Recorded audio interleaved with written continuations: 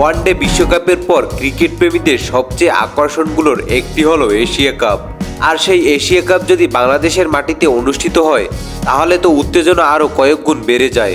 হ্যাঁ, ঠিকই শুনেছেন, এবারের এশিয়া কাপের ম্যাচগুলো বাংলাদেশের মাটিতে অনুষ্ঠিত হতে চলেছে।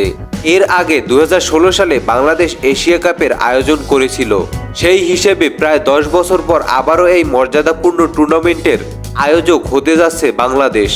ওয়ানডে বিশ্বকাপের ঠিক আগে ম্যাচগুলো হওয়ার কারণে এবারের এশিয়া কাপ অনুষ্ঠিত হবে ওয়ানডে ফরম্যাটে, অর্থাৎ প্রতিটি ম্যাচ হবে 50 ওভারে। এবার আসা যাক ম্যাচগুলোর সময়সূচিতে।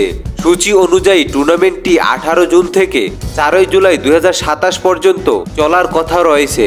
এবারের এশিয়া কাপের আসরে মোট 8টি দল অংশগ্রহণ করবে এবং দলগুলো হলো: number 1 Bangladesh, number 2 Bharat, number 3 Pakistan, number 4 Sri Lanka, number 5 Afghanistan, number 6 Hong Kong, number 7 সংযুক্ত আরব আমিরাত, নাম্বার 8 ওমান। এবারের এশিয়া কাপের ম্যাচগুলো সম্ভাব্যভাবে বাংলাদেশের 3টি আন্তর্জাতিক ভেন্যুতে অনুষ্ঠিত হবে।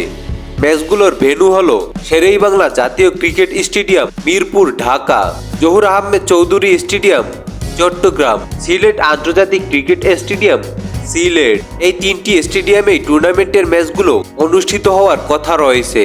তবে সবকিছু পরিকল্পনা অনুযায়ী এগোলে দীর্ঘ 1 দশক পর বাংলাদেশের মাটিতে আবারও এশিয়া কাপের রোমাঞ্চ উপভোগ করার সুযোগ পাবে ক্রিকেট প্রেমীরা।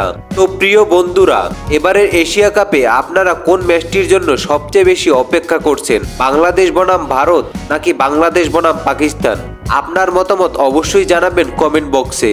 আর বাংলাদেশ সহ বিশ্বের সকল ক্রিকেট খবর, ম্যাচের সময়সূচি, প্লেইং 11 সব আপডেট সবার আগে পেতে এখনই আরকে স্পোর্টস বিডি চ্যানেলটি সাবস্ক্রাইব করে বেল আইকনটি অল করে রাখতে পারেন। সবাই ভালো থাকবেন, সুস্থ থাকবেন।